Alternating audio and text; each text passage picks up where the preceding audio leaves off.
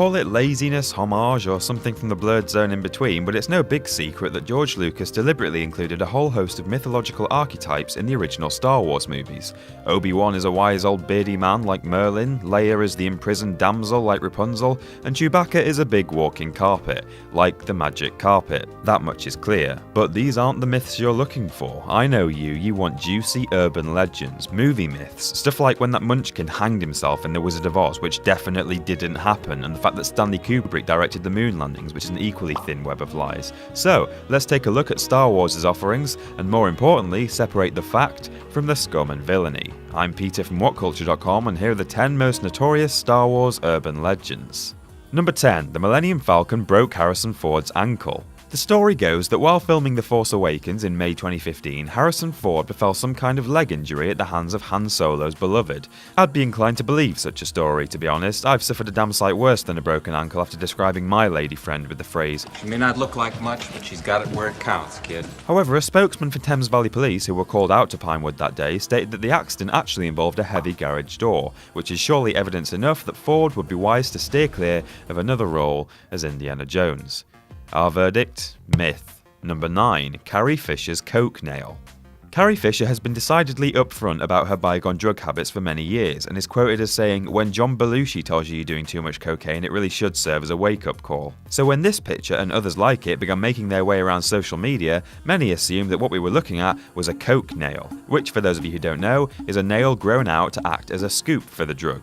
So I'm told. Fisher has admitted to once taking drugs on the set of Empire Strikes Back, which gives a whole new meaning to the term snow speeder, but debunked the coke nail myth in October 2012 after tweeting that she actually used to use dollar bills or small spoons. Bib Fortuna, on the other hand, was known to snort from all 5 fingers at once. Verdict? Myth.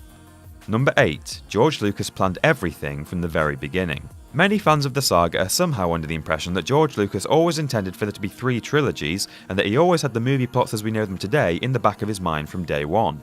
Darth Vader roughly translates as Dark Father in Dutch, so he must have planned that from the very beginning, they cite as an example, despite that being a grossly inaccurate translation. The fact of the matter is that George Lucas commissioned the science fiction writer Lee Brackett to help him pen the screenplay for Empire, and the initial plans did not include what must be one of cinema's biggest WTF moments. Instead, Luke met the ghost of his real father on Dagobah and got to keep his right hand firmly on the end of his arm. Peter Mayhew has tweeted his old movie scripts to further bust this myth and revealed that Obi-Wan wasn't even going to die in A New Hope until an 11th hour revision to the script. In short, Lucas didn't have it all laid out from the get-go, and all the movies materialised over many years of writing, rewriting, and disgustingly obtuse CGI-heavy re-releases. Definite myth.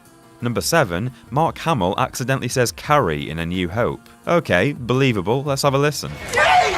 Yep, clear as day, verdict true. Next. Oh wait, hold the phone. It says here that Mark Hamill has since stated, "The yelling Carrie rumour is wrong and was always wrong," in a very Jedi mind trick sort of way. He goes on to say that that scene and others like it underwent dubbing in post-production, and so what we're hearing isn't even dialogue from the original shoe anyway.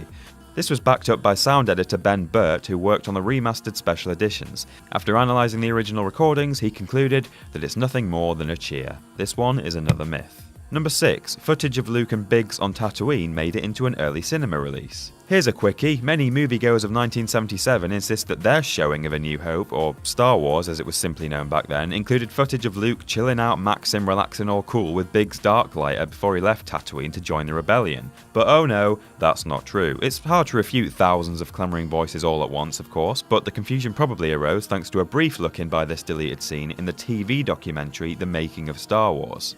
A few fans may have then falsely remembered seeing this moment at their cinema showing, and then others simply jumped on the bandfalcon. Our verdict? Definite myth. Number 5. A rare rocket-firing Boba Fett toy was briefly sold in 1979. One of the most coveted Star Wars action figures there is, by those who actually think it exists anyway, is a Boba Fett figurine that can shoot rockets from his backpack. Well, it's true that the design was considered once upon a time and several prototypes were created, one of which was sold for $16,000 in 2003. However, when a strikingly similar Battlestar Galactica toy was recalled as a choking hazard before Boba had made it onto the shelves, the design was sadly scrapped. There might be a handful of the original prototypes still out there somewhere, but no 8-year-old ever got one of these in their Christmas stocking. Verdict?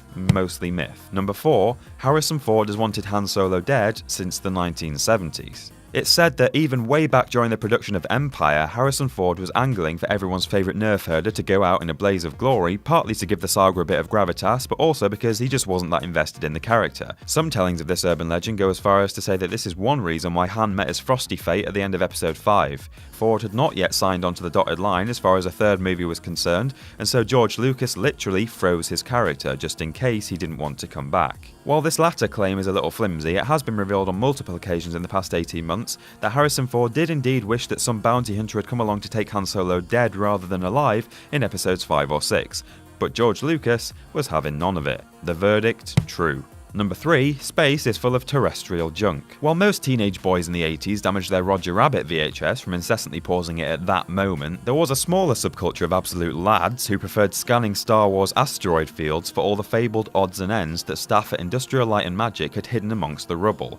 There are numerous screenshots out there purporting to show potatoes and a shoe floating around in the asteroid field above Hoth, and the effects supervisor Ken Ralston claims that Return of the Jedi features a yogurt pot and his tennis shoes meandering through space. Sounds legit, looks legit, verdict, true. Number 2, the Wampa attack was written in to account for Mark Hamill's face. That sounds more derogatory than it actually is. In January 1977, when Hamill managed to crash his Beamer after speeding up a slip road and losing control, he underwent facial reconstructive surgery. Lucas's first thought, according to theorists, was not for the health and well-being of his friend and colleague, and instead he lost his mind about how this would be explained when they started filming Empire. So he obviously had someone else take Hamill some petrol station flowers on his behalf, and instead stayed at home writing up a specially designed opening sequence just so that Luke could get whomped right in the kisser and scarred for life. Yeah, funny that, because there's a blatant close-up of Luke before he even makes it to the ice cave. Lucas insists that the Wampa scene is simply in the movie for what it is, and it's pretty clear from the inclusion of this shot alone that the rumour is all unfounded conjecture.